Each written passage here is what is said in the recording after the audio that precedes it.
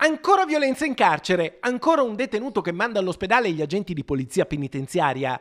Al San Pio X di Vicenza l'ultima aggressione vede protagonista un detenuto straniero di difficile adattamento, arrivato alcuni mesi fa da un'altra casa circondariale dove avrebbe già compiuto gesti simili. Nel campo sportivo il detenuto spintona violentemente l'addetto alla vigilanza, facendolo cadere. L'agente ha riportato la frattura della mano. Il detenuto però a quel punto non si è fermato e ha colpito con un pugno alla tempia un altro poliziotto, procurandogli un trauma cranico. I due agenti sono finiti così all'ospedale. Dall'inizio dell'anno le aggressioni ai danni del personale della Polizia Penitenziaria di Vicenza sono 13, fa sapere l'USP, l'Unione Sindacati di Polizia Penitenziaria, che sottolinea che nella casa circondariale Berica c'è un sovraffollamento di detenuti per il 140%.